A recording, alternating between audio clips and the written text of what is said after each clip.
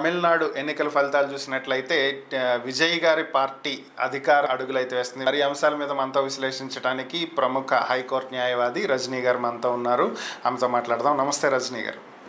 నమస్తే అండి మేడం, తమిళనాడు ఎన్నికల ఫలితాలు చూస్తే పార్టీ పెట్టిన 2 ఏళ్లలోనే అధికారం దిశగా నెక్స్ట్ ఏం జరిగిద్ది అనే విషయం మనకి నియర్ బై అర్థం అవుతుంది. ఆయన అధికారంలోకి రావచ్చు. అయితే ఈ ఎన్నికల పరిస్థితి కనుక మనం గమనించినట్లయితే దీంట్లో ఏపీకి దీనికి కంపారిజన్ చాలా గట్టిగా జరుగుతుంది. మరి దీన్ని మనం ఎలా చూడాలి? ఏపీ మీద ఈ ఎన్నికల ప్రభావం ఏ విధంగా ఉండబోతుంది? సార్, ఇది జగన్ గారు విషయం అనేది పక్కన పెడితే ఒక సినిమాగ్రాఫ్ తో ఎలక్షన్స్ లోకి వస్తే ఎలా ఉంటుంది అనేది ఒక నినాదంగా ఎన్టీ రామారావు గారిని మనం పోల్చుకుందాం సార్. ఎందుకంటే ఏ అనుభవం లేకుండా ఆ వయసులో ఎలక్షన్స్ లోకి వచ్చినారు సార్. రాజకీయాల్లోకి వచ్చారు. రాజకీయాల్లోకి రావడం ఒకేసారి సేమ్ అయిపోయాడు సార్. Equal to Vijay. ఇక్కడ మనం జగన్ గారితో కంపారిజన్ పక్కన పెట్టి ఈక్వల్ టు విజయ్ తో ఎన్టీ రామారావు గారిని కంపేర్ చేద్దాం సార్. కానీ ఎన్టీ రామారావు గారు, విజయ్ గారు, జగన్ గారు వాడిన స్ట్రాటజీ ఏంటంటే శత్రువులు ఎంత పెద్దవాళ్ళైనా సరే వాళ్ళ సంఘీభావం తీసుకోకుండా సింగిల్ గా నిలబడాలి. ఇబ్బందులు వచ్చినా ఎదుర్కోవాలి అనే ఒక నినాదంతో వెళ్ళిన వాళ్ళు. ఈవెన్ దో జయలలిత గారు కూడా సింగిల్ గానే కదా సార్. జయలలిత గారు కానీ లేకపోతే ఎన్టీ రామారావు గారు కానీ, విజయ్ గాని, జగన్ గారు కానీ, వాట్ ఎవర్ ఇట్ విజయ్ గారు కానీ. సో ఇటువంటి పరిస్థితుల్లో ఎన్టీ రామారావు గారు పార్టీ పెట్టినప్పుడు అంత గొప్ప కాంగ్రెస్ ని ఢీ కొట్టారు, కరెక్ట్. కానీ ఎక్కడ కూడా వీళ్ళతో ఇవంతా కూడా కమిట్మెంట్స్ లేవు సార్. కానీ ఎప్పుడైతే ఎన్టీ రామారావు గారు చనిపోయారో లేకపోతే ఆయన్ని పార్టీ నుంచి పక్కన పెట్టేసినారో అదే కాంగ్రెస్ తో వీళ్ళు సపోర్ట్ గా వెళ్ళడం, ఒక ట్రిప్ బీజేపీతో వెళ్ళడం, ఒక ట్రిప్ అలా వెళ్ళడం, ఇలా వెళ్ళడం, అలా అని ఏదైతే ఎన్టీ రామారావు గారి సిద్ధాంతాలన్నీ తుంగలో దొక్కి ఈయన సొంత సిద్ధాంతాలు ఇంప్లిమెంట్ చేశారు. దానివల్ల ఇతని గెలుపుకు అవసరమైతే ఒక వ్యక్తిని వాడుకుంటారు, గెలిపించిన తర్వాత ఆ వ్యక్తిని పక్కన పడేస్తారు. అది సెంట్రల్ లో బీజేపీని రాళ్లేసి కొట్టించడం, లేకపోతే పవన్ గారి సపోర్ట్ తీసుకోవడం, మళ్ళీ అదే పవన్ గారిని బయటికి పంపించి నెత్తిన రూపాయికి పెడితే పావలా కూడా చల్లడు, మా అంత చదువు ఉందా, అసలు ఏముంది అతనికి అని ఒక వ్యంగ్యపరచడం, తన కుటుంబాన్ని రోడ్డుకు లాగడం, ఇవన్నీ ఈక్వేషన్స్ చూసినాం. ఈ రోజు విజయ్ గారు వాడిన స్ట్రాటజీ, ఎన్టీ రామారావు గారు వాడిన స్ట్రాటజీ ఏదైతే ఉందో అదే మాదిరిగా జగన్ గారు వాడినటువంటి స్ట్రాటజీ. ఎన్టీ రామారావు గారు ఉన్నప్పుడు శత్రువు ఒక కాంగ్రెసే ఉండేది. కానీ ఎప్పుడైతే జగన్ గారి టైంలో శత్రువులు అంటే వివిధ పార్టీల వారు, అంటే ఫర్ సపోజ్ జనసేన, సెంట్రల్, టీడీపీనో, కాంగ్రెస్, ఇలా ఎంతమంది వచ్చినా అతను సింగిల్ గా ఫేస్ అయ్యాడు. 16 నెలలు జైల్లో ఉన్నాక జగన్ అనేవాడు వణికిపోతాడు, బీజేపీతో కలిపేస్తాడు. లేకపోతే జగన్ అనేవాడు వణికిపోతాడు, రాజకీయాలు చేయడు. లేకపోతే జగన్ అనేవాడు వణికిపోతాడు, 2 అడుగులు తగ్గి వెనక్కి వెళ్తాడు. ఈ ఈక్వేషన్స్ అన్ని దెబ్బ కొడుతూ ఇంకా బలంగా పుంజుకొని బయటకు వచ్చి తన అభ్యర్థులు ఎవరినో జైల్లో ఉండగా ఎంపిక చేసుకొని ఎలక్షన్ చేసి ప్రతిపక్ష పాత్రని పోషించి మళ్ళీ ఎలక్షన్ చేసి మళ్ళీ సింగిల్ గానే వచ్చి ఈసారి అప్పుడు సపోర్ట్ చేసినటువంటి తల్లి చెల్లి సహాయం కూడా లేకుండా ఒకానొక టైంలో ప్రభుత్వాన్ని కూడా ఫామ్ చేసేసినాడు చూడండి. అందుకనే ఒక్కొక్క టైంలో విజయ్ గారు జగన్ గారి ఫోటోని చూపించినారు. అంటే దాని అర్థం జగన్ గారి ఫోటో ఎందుకు చూపించినారు అంటే అక్కడ ఉన్న అభిమానులు అనుకుంటారు, చెప్తున్నాడు రా, నన్ను ఎంత ఇబ్బంది పెట్టినా, నన్ను ఎన్నిసార్లు జైల్లో పెట్టినా, నన్ను ఎంత అవమానపరిచినా, నా నుంచి నా కుటుంబాన్ని దూరం చేసినా, నేను సింగిల్ జంగిల్లో సింహం ఒక్కటే సింగిల్ గా వెళ్ళిద్ది, మిగతా జంతువులు అన్ని గుంపులుగా వెళ్తాయి. కానీ ఏదో ఒక రోజు king of the jungle line ఒక్కటే అవుతుంది.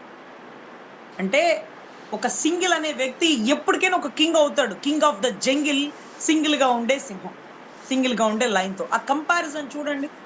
ఒంటరిగా ఉంటే నువ్వెలా సింహం అవుతావు, నువ్వెలా గెలవగలుగుతావు? అబ్బా, నిలబడతాను, తలబడతాను, ఏదో ఒక రోజు నేను అనుకున్న లక్ష్యాన్ని సాధిస్తాను.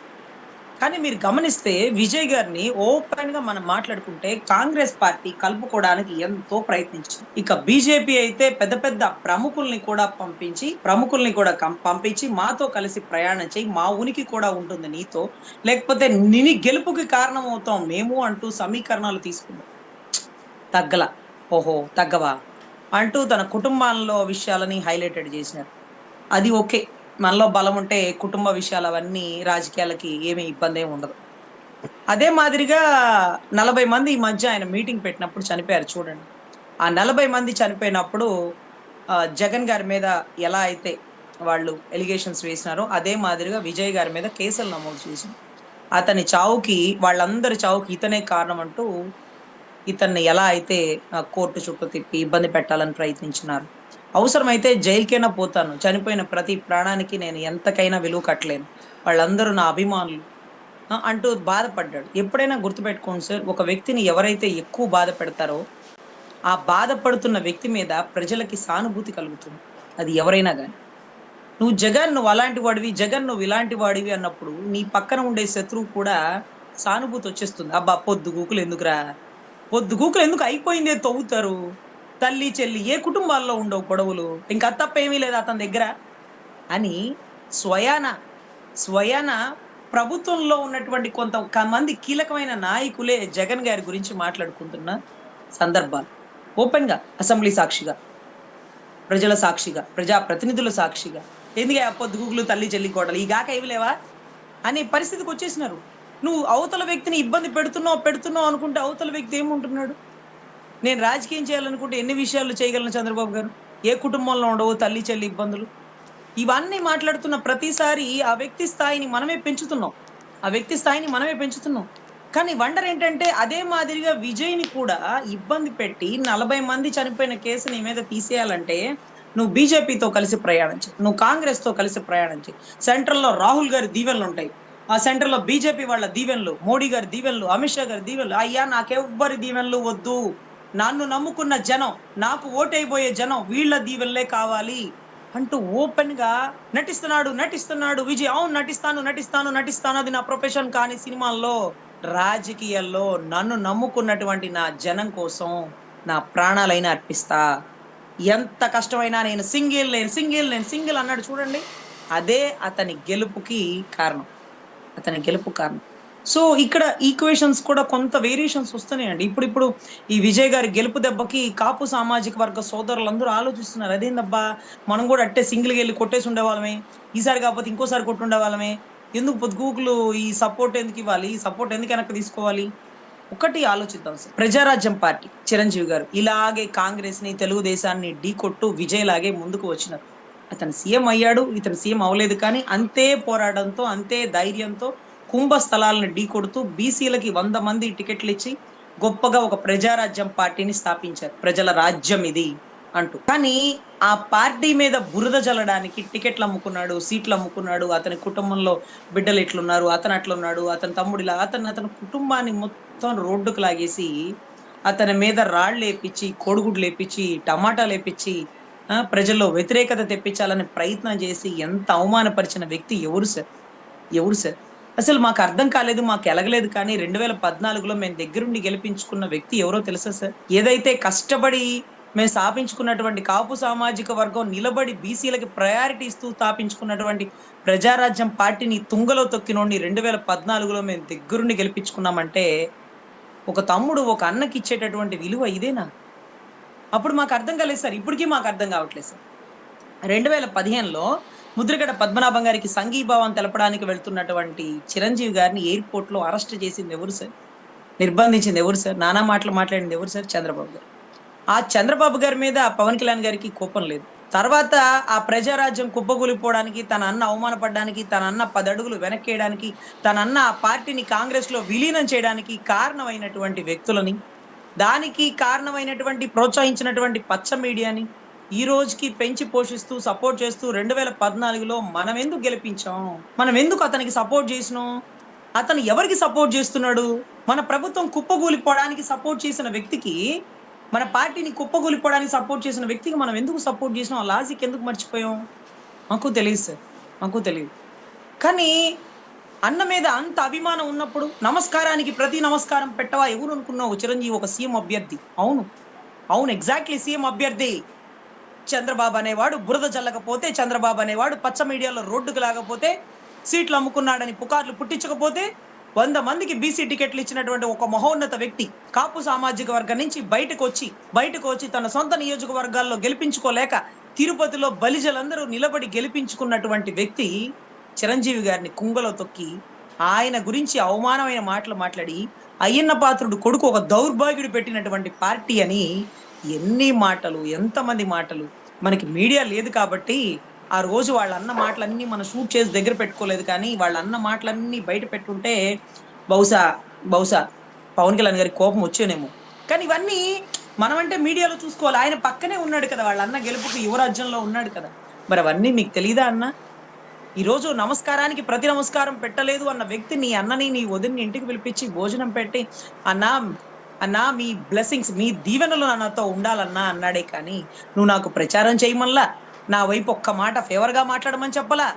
నా తమ్ముడు లాంటి వ్యక్తి జగను అని ఒక్క స్టేట్మెంట్ కూడా ఇవ్వమనకుండా ఆయన అడిగింది చేసి పెట్టి నీ దీవెనలుంచు చాలు అంతే, నువ్వు వెళ్ళు. నీకేది కావాలంటే అది పేరుని నాన్న చేసి పెడతాడన్నా, భలేవాడివే, నువ్వు చెప్పేదేంటి, వెళ్ళనా, ఎట్లా కావాలంటే అట్లా చేస్తారు అన్నటువంటి వ్యక్తి జగన్ గారు. ఇది ఒక్కసారి కనుక్కోకూడదు? మీరు కూర్చొని ఎదురు బదురు కూర్చొని ఆ రోజు అలా జరిగిందా, అలా అన్నాడా జగన్ అని అడగరాదండి? అడగండి. అబద్ధం కాదు కదా, అందరికీ తెలిసిన విషయమే కదా, తెలిసిన విషయమే కదా. సో ఇటువంటి పరిస్థితుల్లో అవతల వ్యక్తి మీద బురద జల్లాలి అంటే, నా అన్నని అంటావా జగన్ అంటే, నీ అన్నను అవమానించిన వాడు చంద్రబాబు. నీ అన్నని నిర్బంధించి అరెస్టు చేయడానికి వచ్చిన వ్యక్తి రాజమండ్రి సెంట్రల్ అంటే రాజమండ్రి ఎయిర్పోర్ట్ దగ్గర అరెస్ట్ చేయడానికి వచ్చినటువంటి వ్యక్తి చంద్రబాబు గారు అండ్ టీం. సో అటువంటి వ్యక్తిని 2014లో మాతో దగ్గరుండి గెలిపించాం. ఏ రోజు సైకిల్ కి ఓటేయకుండా కాంగ్రెస్ వెనకాల తిరిగినటువంటి ప్రతి ఒక్కరు నీ కోసం పనిచేసి గెలిపించడం. మళ్ళీ అగైన్ 2024లో కూడా అదే పని చేసినాం. ఒకసారి కలిసి వస్తాడు, ఒకసారి విడిగా వస్తాడు, మళ్ళీ ఒకసారి కలుస్తాడు. ఈ ఈక్వేషన్స్ అన్ని అనుమానాస్పదం అయిపోయింది కాపు సామాజిక వర్గానికి. సింహం సింగిల్ గానే రావాలి, ఓడిపోయినా పర్ల. ప్రజారాజ్యంలో నీ అన్న ఎట్లా వచ్చినాడు, విజయ్ ఎట్లా వచ్చినాడు, ఎన్టీ రామారావు గారు ఎట్లా వచ్చినారు, జగన్ గారు ఎట్లా వచ్చినారు, ఇది ఈక్వేషన్స్. ఓడిపోతావు అబ్బా. బీజేపీ 2 సీట్లతో సెంట్రల్ లో అడుగు పెట్టింది. ఈ రోజు 3 సార్లు సెంట్రల్ ని శాసిస్తుంది.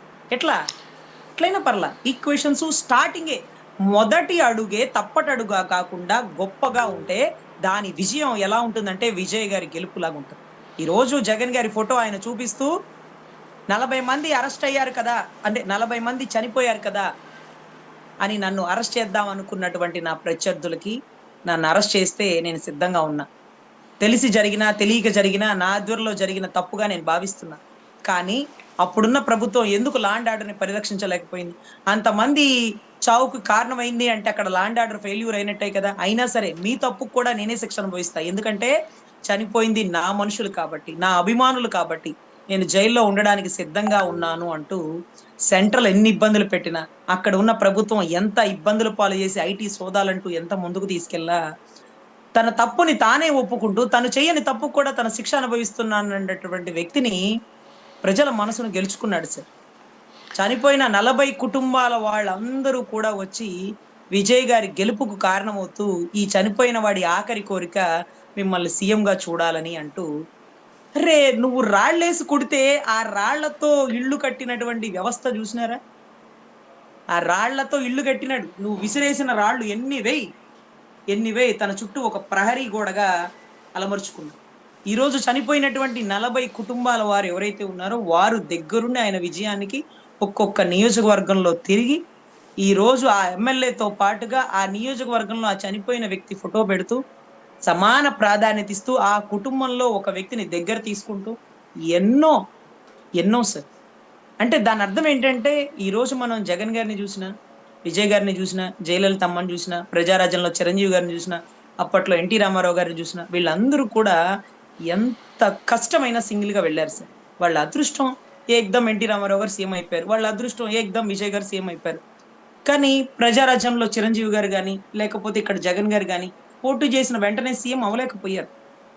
కానీ ఏదైతే పచ్చ మీడియా టీడీపీ పెట్టిన ఇబ్బందులను తట్టుకోలేక ప్రజారాజ్యాన్ని కాంగ్రెస్ లో విలీనం చేసేసిన పరిస్థితి. పాపం ఎంత బాధపడుతూ చేసి ఉంటాడు. ఎవరి కారణంతో విలీనం చేసినాడు, ఎవరి వల్ల ఆ పరిస్థితి తెచ్చుకున్నాడు. వారు పెట్టిన ఇబ్బందులు తట్టుకొని ఉంటే ఖచ్చితంగా చిరంజీవి గారి సీఎం అయి ఉండేది. ఆ ఇబ్బందులు తట్టుకోలేనంత పరిస్థితుల్లో ఆయన నెట్టేసినాడు ఆ పచ్చ మీడియా గానీ ఆ టీడీపీ గానీ. అలాంటి వ్యక్తిని 2014లో మేము గెలిపించుకొని నెత్తినెక్కించుకున్నాం. అది మా దరిద్రం. మళ్ళీ కూడా గెలిపించుకున్నాం. సో ఇటువంటి పరిస్థితులు అంటే ఒకసారి సీఎం అంటే 29కి పవన్ కళ్యాణ్ కూటమితో వెళ్తే ఓట్లు వేయం గెలిపించమని చెప్తున్నారా? 29కి సింగిల్ గా వెళ్తేనే ఓట్లు వేస్తామని చెప్తున్నారా? సార్ ఆయన సింగిల్ గా వెళ్ళినా, ఆయనతో మింగిలై వెళ్ళినా ప్రజల్లో ఉండే నమ్మకం సన్నగిల్లుతుంది సార్. పూర్తిగా పోతుందని నేను చెప్పలేను. నమ్మకం సన్నగిల్లుతుంది సార్. ఎవరిని గెలిపించినాం 2014లో, 2024లో ఎవరి గెలుపుకి మేము కారణమయ్యాం? వీళ్ళు అంటే ఆ గెలుపుకి కారణమైన వ్యక్తులు ఎవరు అంటే ప్రజారాజ్యం పార్టీని కాంగ్రెస్‌లో విలీనం చేయడానికి కారణమైన వాళ్ళు. అంతమంది బీసీలకి అందరూ బీసీల పక్షపాత అంటారు గదా! కానీ ప్రజారాజ్యంలో చిరంజీవి గారు 100 మంది బీసీలకి టికెట్ ఇచ్చారు. అందులోనూ ఎవరో నెల్లూరులో ఒక బీదరాలకు కూడా టికెట్ ఇచ్చినారట. చాలా గొప్పగా చెప్పుకుంటుంటారు. ఆవిడ గురించి ఆవిడ పేరు కూడా చాలా నోటెడ్. నాకు గుర్తులేదు కానీ. కానీ ఇటువంటి పరిస్థితుల్లో ఈక్వల్ టు విజయ్ లాగా తలబడ్డాడు సార్.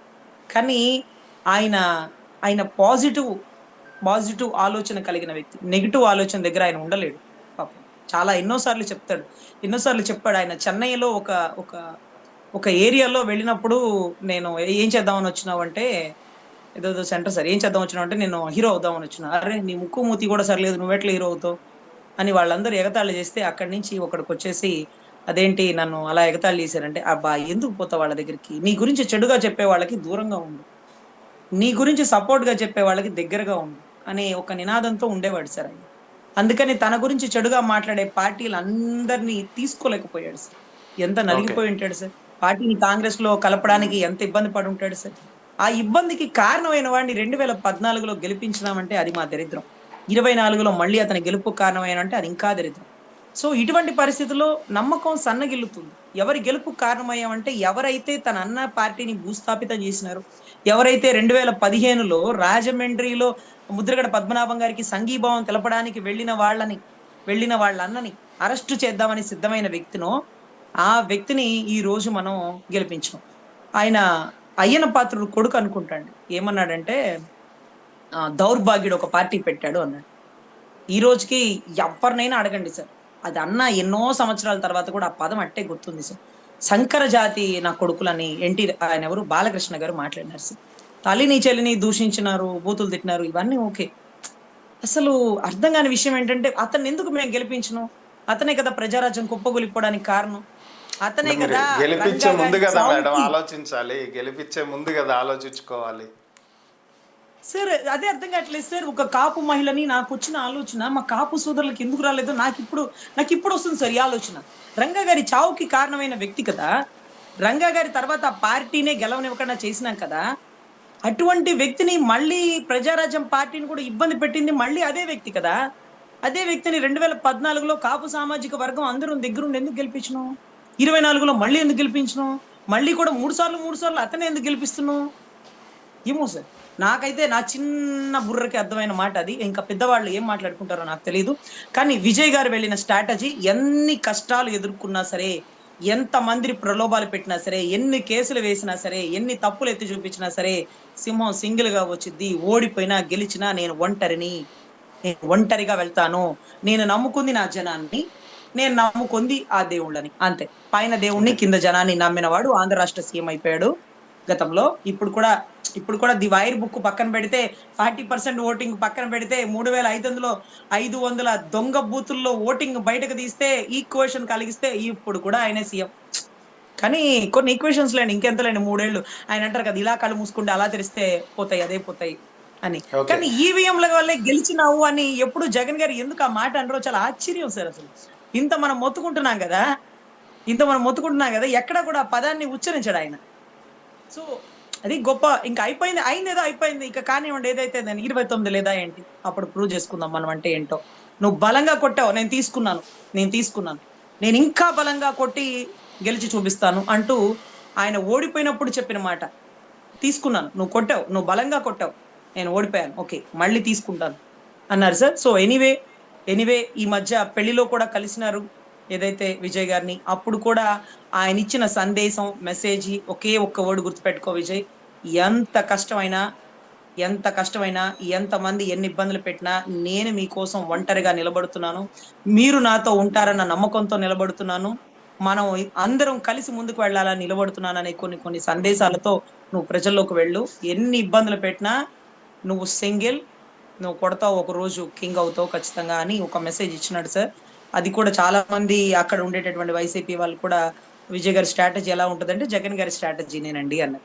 అదే ఫోటో కూడా చూపించి ఇంకా ఒక సింబల్ గా పెట్టినాడు సార్. సో ఎనీవే ఒక మంచి మెసేజ్ ఇచ్చినారు. ఎన్ని కష్టాలైనా ఒడిదుడుకులైనా సర్దుకొని తట్టుకొని నిలబడి ఈ రోజు సీఎం స్థాయిలో అయినటువంటి విజయ్ గారికి మన తరపు నుంచి, మన ఆంధ్ర రాష్ట్ర తరపు నుంచి కృతజ్ఞతలు తెలుపుకుంటూ, ఏ నాయకుడైనా ఎంత కష్టమైనా, ఎవరెన్ని ఇబ్బందులు పెట్టినా, శత్రువులు ఒకరు కాదు ఒక నలుగురుగా మారిన తను నమ్ముకున్న సిద్ధాంతాలని పక్కన పెట్టి ఎప్పుడు కూడా సమీకరణాలని తీసుకోకూడదని, అంటే విజయ్ విషయంలో గాని, జయలలితమ్మ విషయంలో గాని, లేకపోతే జగన్ గారి విషయంలో కానీ, ఎన్టీ రామారావు గారు, వాళ్ళకి ఇష్టమైన ఎన్టీ రామారావు గారి విషయంలో గాని ఇది చూసి నేర్చుకోవాలని నా తరపు విజ్ఞప్తి సార్. నేను చివరిగా ఒక ప్రశ్న. ఆ, ఈ ఎన్నికల సమయంలో ఏపీ ముఖ్యమంత్రి చంద్రబాబు గారు తమిళనాడులో పర్యటించడం, ఒక 5 నియోజకవర్గాల్లో ఆయన ప్రచారం చేయటం కూడా జరిగింది. అంటే దాదాపు అక్కడ తెలుగు వాళ్ళు ఎక్కువగా ఉంటారు, సో అది కలిసి వస్తుందని చెప్పి బీజేపీ భావించడం జరిగింది. ఓవరాల్గా 5 నియోజకవర్గాలు కూడా కోల్పోవటం జరిగింది. మరి దీన్ని ఎలా చూడాలి? సార్ ఆయన వెళ్ళిన దగ్గర విజయ్ గారి గురించి మాట్లాడమంటే లేదులేండి, యువ నాయకుడు కదా, ఏదో నో కామెంట్స్ అనే అక్కడక్కడ చెప్పినారు కానీ ఎక్కడ ఆయన గురించి విరుద్ధంగా ప్రస్తావించలేదు. ఎందుకంటే ఆయన చూస్తే జగన్ చూసినట్టే అనిపించుంటది చంద్రబాబు గారికి. మళ్ళీ పోయి విజయ్ ఎందుకు కదిలించుకోవడం, ఆంధ్ర రాష్ట్రంలో జగన్ ని కదిలించుకున్నట్టుగా అనుకుని ఉంటారేమో. సరే, ఎనీవే అక్కడ ఆయన పడిన తిప్పలు, అదే రోజు ఆయన పుట్టినరోజు అండి, కానీ తప్పలేదు. సెంట్రల్ విజిలేస్తే పరిగెట్టాల్సిన పరిస్థితిలో ఆయన అక్కడికి వెళ్ళి ప్రచారం చేసి, పొద్దున వాళ్ళ మిసెస్ కేక్ కట్ చేసి, సాయంత్రం వెళ్ళి ఎండలకి అక్కడ ప్రచారం చేసి బీజేపీని గెలిపించండి, బీజేపీ లేదే ఏదీ లేదు, బీజేపీ ఒక హైందవ ధర్మం, ఇవన్నీ కూడా చెప్పుకుంటూ వచ్చారు సార్. అక్కడ కూడా ఆయన విజను విస్తరాకులు కట్ట అని తమిళనాడు వాళ్ళకి సలహా సూచనలు ఇచ్చినారు సార్. గెలుపుకి ఏమన్నా చెప్పాలి కానీ ముందు గెలిచాక చేయాల్సిన పనులను గెలవక ముందే ఒక విజన్ అంటే ఎలా ఉండాలి, విజన్ ఉంటే చాలు, భూమి అక్కర్లేదు అన్నాడు. మరి తీసుకున్న 54,000 ఎకరాలు కాకుండా ఇంకా భూమి తీసుకుంటే మరి విజను విస్తరాకులు కట్ట ఏమైపోయింది? ముందు ఇవన్నీ డెవలప్ చేసి కదా అడగాలి.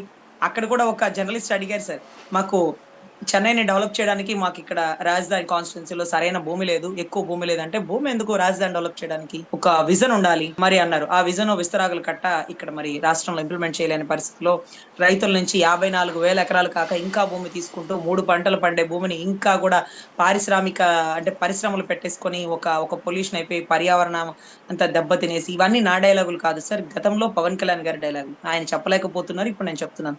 మిగతా అంతా సేమ్ టు సేమ్ సార్, ఆయన డైలాగులే ఈక్వేషన్ అనమాట. ఆయన అప్పట్లో ఏం చెప్పారో ఇప్పట్లో నేను అవే చెప్తున్నాను. అక్కడ రాజధాని నువ్వు కట్టాలనుకుంటే అక్రమంగా కట్టనివ్వను, గుర్తుపెట్టుకో. నేను ధర్నాలు చేయను, వచ్చి కూర్చుంటా, రాజధాని నిర్మాణాన్ని నేను ఆపుతా అని స్వయంగా ఆయనే చెప్పినారు సార్. 54,000 ఎకరాలకి మేము అడ్డు చెప్పం సార్. ఎనివే తీసుకున్నారు కాబట్టి మీరు కంపెనీ తీసుకురండి, దాన్ని డెవలప్ చేపిస్తాం. కానీ మిగతా వాటికి కూడా ఇంకా భూమి తీసుకుంటే రైతుల్ని మోసం చేసినట్టు కదా. అసలు వచ్చే ఒక 2-3 నెలల్లో అమరావతి ఏది, కృష్ణా నది ఏది అనేది తలపించే విధంగా ఉంటది కదా. అసలు ఆ నీళ్లు తోవి లేకపోతే నీళ్లు సమీకరించి కృష్ణా నదిలో కలపడానికి కొన్ని వేల కోట్లు ఖర్చు అయ్యేలాగా ఉన్నాయి కదా. అయినా పార్లమెంట్ భవనానికి, ఢిల్లీలో ఉండే పార్లమెంట్ భవనానికే 960 కోట్లు, 2 సంవత్సరాల్లో కట్టినటువంటి తెలంగాణ అసెంబ్లీ భవనానికి 650 కోట్లు. కానీ మన రాష్ట్రంలో కట్టబోయే అసెంబ్లీకి అద్దాలకి 2,500 కోట్లు. దానికి సంబంధించిన సమీకరణాలు అయితే డ్రైనేజ్ కి, కరెంట్ కి, అదర్ వాటికి అన్నిటి కలిపి 1,500 కోట్లు, 2,500 కోట్లు, 1,500 కోట్లు, అసలుకి అయ్యే ఖర్చు 14,000 కోట్లు. ఇవన్నీ కలిపితే బుర్జు ఖలీఫా అయిపోతుంది సార్. అంటే దుబాయ్ లో కట్టిన బుర్జ్ ఖలీఫా మన అమరావతిలో కట్టేసుకోవచ్చు సార్. అది కూడా 18,000 కోట్లు ఎంతో ఖర్చు అయింది, ఇది కూడా 18,000 కోట్లు ఖర్చు అవుతుంది. 10,000 కోట్లు ఖర్చు పెడితే పాపం ఏదైతే పాపం గవర్నమెంట్ ఎంప్లాయీస్ కి ఇంతవరకు పెన్షన్స్, రిటైర్ అయితే పెన్షన్స్ రాలేదు సార్, వాళ్ళ బెనిఫిట్స్ రాలేదు సార్. రిటైర్ అయ్యి 5 ఏళ్ళు అయినా ఇంతవరకు చేతులు ₹1 లేదు సార్. అటువంటి వాళ్ళ పరిస్థితి. లేకపోతే మన పోలవరం మనం పూర్తి చేసుకోవచ్చు. 500 కోట్లు లేక మెడికల్ కాలేజీలు ప్రైవేటీకరణ చేసినాం సార్. 2,500 కోట్లతో అద్దాలు వేసుకోకపోతే ఒక 500 కోట్లతో మెడికల్ కాలేజీలు పూర్తి చేస్తే, అంటే సాధారణ పౌరుడికి, మధ్య తరగతి కుటుంబానికి వైద్యాన్ని దగ్గర చేసిన వాళ్ళం అవుతాం కదా. అలా ఎలా దగ్గర చేయాలి? నారాయణ హాస్పిటల్స్ బాగుపడాలి, చైతన్య స్కూల్స్ బాగుపడాలి, నారాయణ కాలేజీలు బాగుపడాలి, ఇవన్నీ బాగుపడాలి. కాబట్టే మీరు గవర్నమెంట్ స్కూల్స్ కి నాడు నేడు పద్ధతి ద్వారా బాగు చేయలేకపోయారు సార్. మీకు తెలుసో లేదో, బూట్లు వేసుకుంటే ఒక గొప్పగా ఎవరు ఆ బూట్లు వేసుకొని బస్ దిగుతున్నారు, ఎవరు ఆ బూట్లు వేసుకొని వస్తున్నారంటే వాళ్ళు కాన్వెంట్ లో చదువుకునే వాళ్ళని మా చిన్నప్పుడు చెప్పుకునే వాళ్ళం సార్. రబ్బర్ చెప్పులు వేసుకొని మేము గవర్నమెంట్ స్కూళ్ళకి వెళ్లే వాళ్ళం సార్. ప్రైవేట్ స్కూల్లో కూడా రబ్బర్ చెప్పులే సార్. ప్రైవేట్ స్కూల్ మేము చదివింది చిన్న స్కూళ్ళలో కదా, అక్కడ కూడా రబ్బర్ చెప్పులే, షూసే లేవు సార్. కానీ ఈరోజు గవర్నమెంట్ స్కూల్స్ లో షూస్ సార్. అవి మా కళ. ఖరీదైన బ్యాగులు, మంచి బ్యాగులు తగిలించుకోవాలని అనిపిస్తుంది సార్. ఆ బ్యాగ్ అనే కళని నెరవేర్చిన వ్యక్తి సార్. అదే మాదిరిగా ట్యాబ్ ఈ రోజుకి మా అమ్మాయికి ట్యాబ్ కొనడానికే మేము ఆలోచించే పరిస్థితుల్లో మధ్యతరగతి కుటుంబాల ప్రతి ఒక్కరి ఇంట్లో ట్యాబ్ సార్. మేము చదువుకునే టైంలో డిక్షనరీ 5 ఇంట్లలో ఒక ఇంట్లోనే ఉండేది సార్. ఆ 5 ఇళ్లలో అందరం ఒక దగ్గర కూర్చొని డిక్షనరీ చూసుకునే వాళ్ళం సార్. ఈ రోజు ప్రతి విద్యార్థి దగ్గరికి ఒక డిక్షనరీ, అది కూడా ఆక్స్ఫర్డ్ డిక్షనరీ. సో ఇంత గొప్పగా అసలు డిజిటల్ బోర్డ్ ఎక్కడుంది సార్?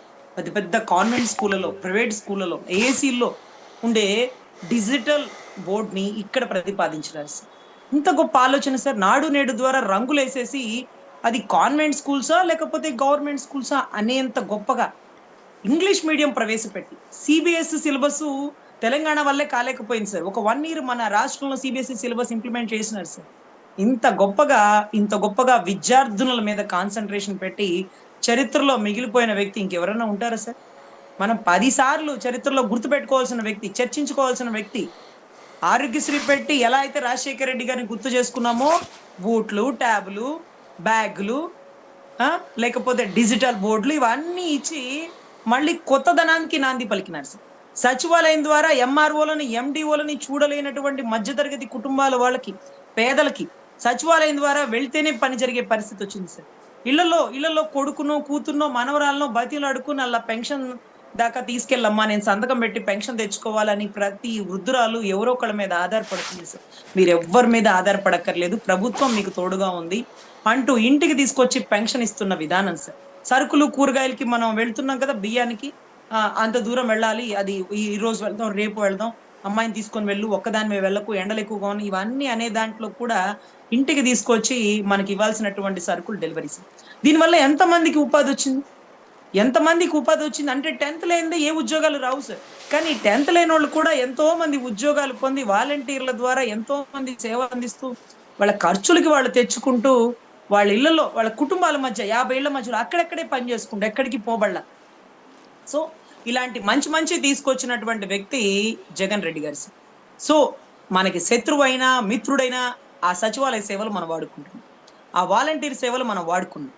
ఈ రోజు రాగానే వాలంటీర్కి 15,000 ఇస్తాం, గొప్పగా చూసుకుంటాం, మిమ్మల్ని అలా అనం ఇలా అనమని తీసుకెళ్లి తుంగలో దొక్కారు ఆ వాలంటీర్ వ్యవస్థను. సో ఎనీవే మార్పు బిగిన్ అయింది సార్. ఇలాంటివే కూడా తమిళనాడులో కూడా అవలంబించాలని, గొప్పగా ఉండాలని పరిపాలన మనస్ఫూర్తిగా కోరుకుంటూ, అంత గొప్పగా సింగిల్ పోరాటంతో ఏకదం సీఎం అయిన మళ్ళీ మరొక్కసారి వాళ్ళు గూగుల్ ఎన్టీ రామారావు గారిని తలుచుకుంటారు కానీ ఆయన చివరాకల్లో ఆయన ఆరోగ్యం చూడని వారు సార్. ఆయన మీద బురద జల్లిన వాళ్ళు సార్. ఆయన మీద రాళ్ళు వేసిన వాళ్ళు సార్. ఆయన పార్టీలో ఆయన్ని పక్కన పడేసిన వాళ్ళు సార్. అలాంటి వాళ్ళు ఈ రోజు ఆయన పేరు చెప్పుకుంటారు కానీ మనం మాత్రం ఖచ్చితంగా ఆయన పేరు మనస్ఫూర్తిగా చెప్పుకుంటాం సార్. ఒకేసారి సింగిల్ షాట్ లో సీఎం అయ్యారు అంటే అది జయలలిత గారు, ఎన్టీ రామారావు గారు, లేకపోతే ఏదైతే మన విజయ్ గారు. అదే మాదిరిగా అంటే సీఎం అవ్వకపోయినప్పటికీ ఆ పోరాటంలో వెనక్కి తగ్గకుండా, శత్రువులు అప్పుడు ఒక్కడైనప్పటికీ ఇప్పుడు నలుగురైనప్పటికీ సింగిల్ గా ఎదుర్కొని 16 నెలల్లో జైల్లో ఉండి కాంగ్రెస్ తో తలబడి నిలబడి ఈ రోజు సీఎం స్థాయికి వెళ్ళిన వ్యక్తి తన స్వశక్తిని చూపించినారు. సినిమా ఫ్రేమ్ తోనే సీఎం అవుతారు అంటే కాదు, నీ స్వశక్తితో కూడా నువ్వు సీఎం అవ్వగలవు. ఎంతో మంది సినిమా వాళ్ళకు కూడా నువ్వు ఆదర్శం కాగలవు. ఒక సినిమా వాడు కూడా నీ ఫోటోను చూపిస్తూ ప్రచారం చేసుకుంటున్నాడు అంటే అది నీ స్థాయి. సినిమా వాళ్ళని తిప్పుకుంటేనే ఓట్లు పడుతుందనే వాళ్ళని పక్కన పెట్టి పక్క రాష్ట్రంలో ముఖ్యమంత్రి ఫోటో చూపించి నేను ఆయన సింగిల్ గా వెళ్తాం, ఎన్ని కష్టాలు వచ్చినా సింగిల్ గా నిలబడతాం అంటూ ఒక మెసేజ్ అందించిన విజయ్ గారికి హ్యాట్స్ ఆఫ్. ఆయన గెలుపు కూడా మనం అందరం కృతజ్ఞతలు, ధన్యవాదాలు చెప్పుకుంటూ ఖచ్చితంగా ఆయన ఇంకా గొప్పగా పరిపాలించాలని మనస్ఫూర్తిగా కోరుకుంటున్నాం సార్. ఆయన ప్రమాణ స్వీకారానికి జగన్ గారు వెళ్తే ఇంకా బాగుంటుందని నా ఉద్దేశం సార్. అది మనం అందరం ఇచ్చే ఒక చిన్న సలహా. Okay, thank you madam. ఈ అంశాల మీద మీ విశ్లేషణ అందించినందుకు ధన్యవాదాలు.